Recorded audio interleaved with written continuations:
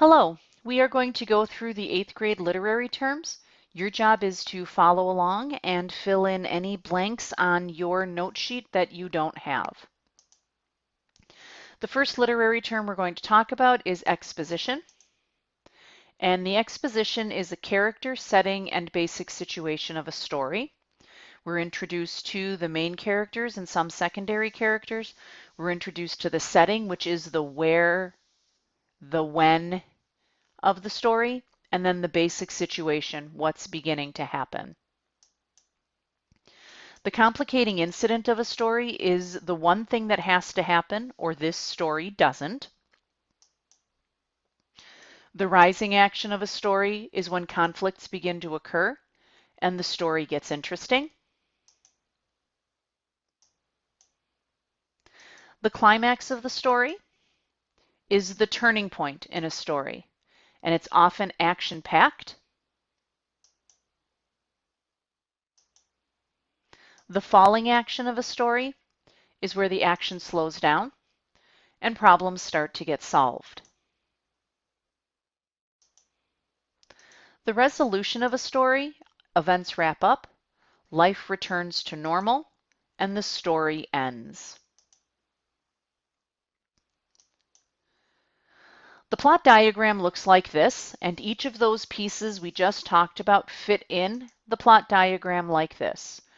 We start with the exposition, the complicating incident, the rising action, the climax, the falling action, and the resolution.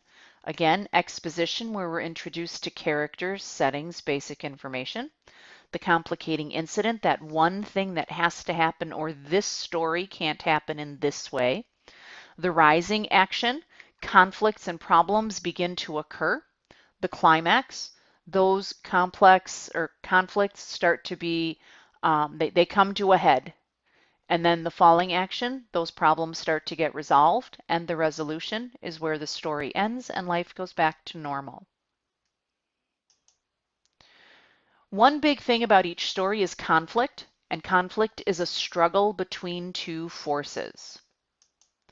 The first kind of conflict is internal, and it's a problem that occurs inside of a character. It is emotional, and it's a big decision. So this is all mental for an internal conflict. External conflicts are physical problems that occur outside of a character. And the first one is person versus person. This is where you have one person against another person or a group of people against another group of people in a physical type fight, which is different from person versus society. Person versus society is when a person or a group of people are fighting against the rule of law. So if you think about war, a war is on the big picture person versus society because a group is fighting against the rule of law, but it is made up of lots of person versus person external conflicts. Person versus nature is another kind of conflict where you have a person against something in the environment. Person versus destiny, we see this a lot in fiction when you have a person who has to do something like be on a quest or they're fated to do something.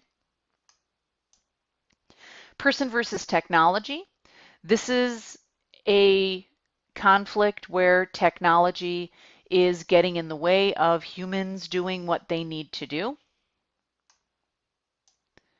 And then we move on to point of view. Point of view is the perspective from which a story is told. And there are two main points of view that we focus on in literature. The first is first person point of view. And the character is telling his own story. So the story is told by a character in the story. The keywords are I, me, we, us. And you can see by this example, I stepped out of the bus onto the busy New York street that was teeming with people and saw Phoebe across the street talking to a mysterious man. A chill ran up my spine as I tried to figure out where I'd seen him before. So I'm clearly a character in the story. Versus third person, which is an outside narrator telling the story, keywords he, she, they, them. The investigator stepped out of the bus onto the busy New York street that was teeming with people when he spied Phoebe across the street talking to a mysterious man. A chill ran up his spine as he tried to figure out where he'd seen the man before. So we have a narrator who's watching this scene happen and describing it. Character is a person, animal, creature, or animated object through which the audience understands a story.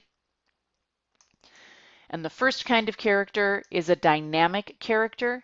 And a dynamic character is a character who changes a lot in a story. They learn and grow, they mature, they become stronger, they gain knowledge. This is again an emotional, mental change to being a dynamic character. Versus a static character, which is a character who stays the same throughout a story.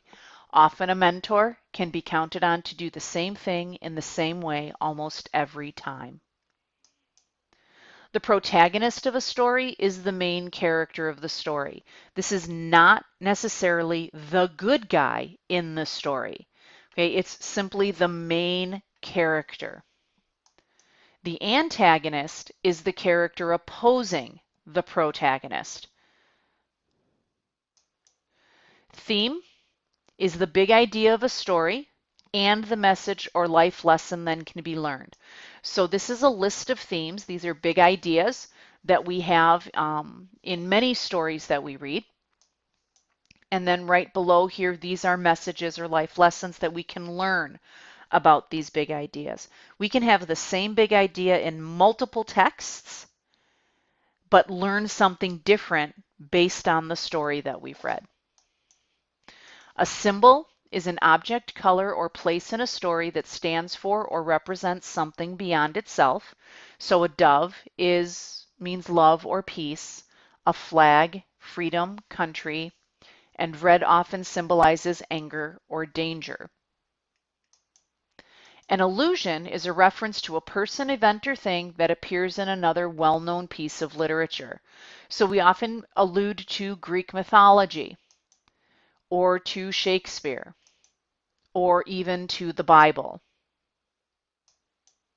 Foreshadowing, hints or clues about what will happen next or later in the story. A flashback is a story taking place in the present revisits a past event. So I want to make a quick point about flashback here. A flashback is not the same as a memory moment. A memory moment is simply someone saying, "Do you remember when we did that?"